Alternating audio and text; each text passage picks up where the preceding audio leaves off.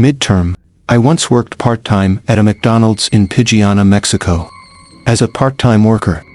Back then, I wanted to earn some extra money to pay off some loans. Working at McDonald's wasn't anything special. After about a year and a half, I quit and found a better job.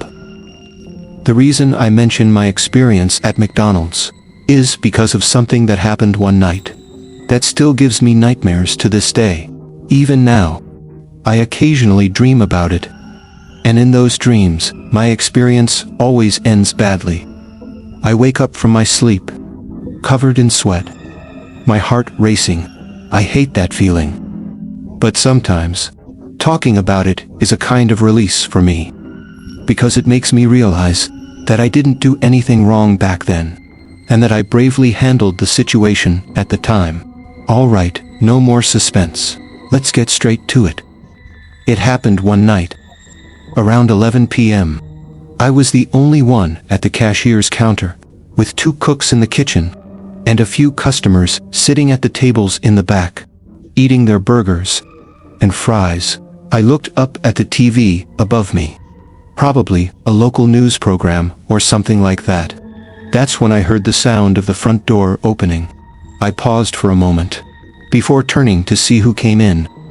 When I saw him, I froze for a second. A man wearing a motorcycle helmet walked in. The visor was tinted dark, completely hiding his face. He was dressed in full motorcycle gear, thick and heavy clothing, but it was summer. Even at that hour, the weather was still hot and humid, around 25 degrees Celsius. From what I remember, the temperature could have been closer to 28 degrees Celsius. Although that wasn't particularly important. I still thought it was strange he was dressed so heavily. In such weather, the man walked up to the counter, without saying a word, and pulled a small white note out of his pocket, handing it to me. At that moment I thought, maybe he had a big order, so he wrote it down for convenience. It couldn't possibly be his phone number, right? While all these little questions and assumptions flashed through my mind, he stood there like a statue, completely still. I opened the note and began reading. Suddenly, I felt my blood freeze, and goosebumps covered my skin, because I saw the words "gun and kill" written on it.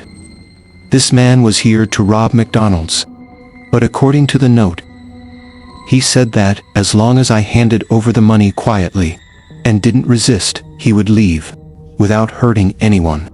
At that moment, I decided to do something to ease my nerves. I looked at him and made a little joke, but that seemed to anger him. His next move instantly filled me with panic. He reached into the inside pocket of his jacket and pulled out a handgun. That action immediately wiped the smile off my face, and the note slipped from my hand onto the floor. I started putting money into a plastic bag. In that moment, time felt frozen. Every second dragged on endlessly. I was terrified that the cooks in the kitchen might say something that could get him or me hurt. Unfortunately, one of the cooks actually saw me stuffing money into the bag. He tried to call out to me, telling me not to hand over the money, but the helmeted man ordered him to shut up. However, that cook was a stubborn, old man. He didn't listen, which made the robber extremely angry. At that point, the robber didn't just flash the gun. He pulled it out completely and pointed it at the cook. Fear consumed my entire body. I thought I was done for. I saw 2 customers who were eating in the back suddenly stand up and quickly run out of McDonald's. This caught the robber's attention. I think before this, he might not have noticed there were other people in the store. At that moment, it seemed like there was only one thought in his mind. If more witnesses saw what he did, the police would soon come to catch him, and his chance to escape would get smaller and smaller. What happened next was completely unexpected for me. The man suddenly turned around and quickly ran out of McDonald's, disappearing behind a big wall in the parking lot. You can imagine how scared and nervous we were at that time. We hurriedly locked ourselves in a room in the back, and called the police. The police arrived about 5 minutes later and started a full search of the surrounding area. Unfortunately, they ultimately couldn't catch the man. Even though we showed them the surveillance footage, they couldn't find any more clues, because his face and entire body were completely covered and disguised. In the end, I was deeply frightened and traumatized by this incident and had to take a week off. I truly believe, if my coworker hadn't followed the robber's order to step back, he would likely have been shot. I also believe, if we had said even one more word at that moment, he might have targeted me and the others. This was one of the scariest experiences of my life, but I hope none of you will ever have to go through something like this. This happened in 2013, when I was working at McDonald's. I dealt with plenty of picky and complaining customers.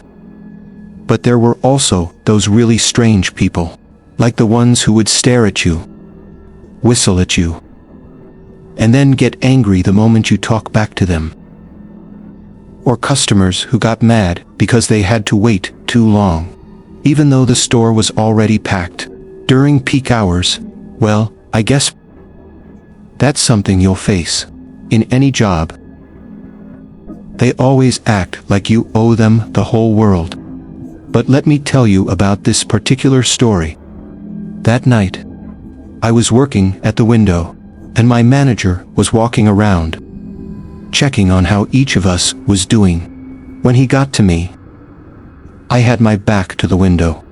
That's when I suddenly heard a knocking sound, and turned to instantly see my manager's expression change. I turned to look in the direction he was facing, and saw it was a homeless woman. The same one I had dealt with multiple times before, who would always harass me for no reason. She was waving her hands, acting, like she was on drugs. My manager stood at the window and said he would handle the situation. He opened the window to see what was wrong with the woman, but she immediately started cursing at him. Then said she wanted to talk to me. At that time, there were no other cars in the drive-thru. I put on my best customer service face and forced myself to say, "If you'd like to order, please come inside to order. This lane is meant for cars only." She got really angry when she heard that, and started banging on the glass with her arms, while yelling all kinds of curses. My manager asked if I wanted to take a break. I said I was fine. Then another cashier said the manager was needed to help with some work, so he walked away. And when he saw and heard all the noise, he frowned and jokingly whispered, "Good luck." Finally, a car pulled up to the ordering menu outside, so I shifted my attention to that car and saw the woman walk away. I thought his hatred for me dissipated at that moment. But don't forget about him, because when it was time for me to get off work, things weren't over yet. I was already exhausted at that time. The smell of fries and oil lingered on me. I just wanted to go back to my apartment and take a hot bath. Let the warm water and soap wash away the stress of the day. After saying goodnight to my coworkers, I started walking across the parking lot with my keys. That's when I heard shouting from my right side. The scene was like something out of a horror movie. I saw that same woman from before emerge from behind a large bush. She was holding a rusty crowbar. "I'm going to kill you," she shouted in a sing-song tone. My body instantly turned cold. A chill ran down my spine. The expression on her face made me shiver with fear. Why was she targeting me? She had caused me trouble before, but this was the first time she was so violent toward me. Now she was rushing at me with the crowbar. I was already close to my car, so I quickly jumped inside. She kept smashing my car door with the crowbar, leaving a huge dent in it. I was absolutely terrified. My hands fumbled as I tried to stick the key in the ignition. Then she smashed the backseat window of my car.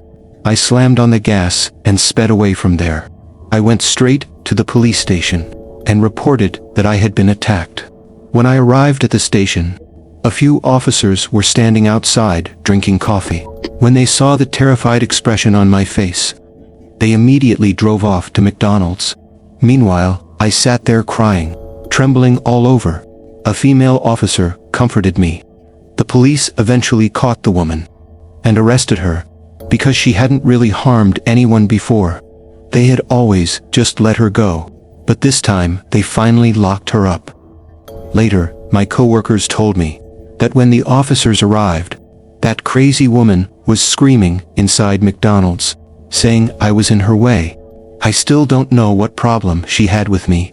I had always been dedicated to my work, though sometimes her words did frighten me. A month later, I quit my job at McDonald's. I started working at another fast food place. I'm still working there now. The environment is much better. The area is less chaotic, and the people are kinder. That was the terrifying story I experienced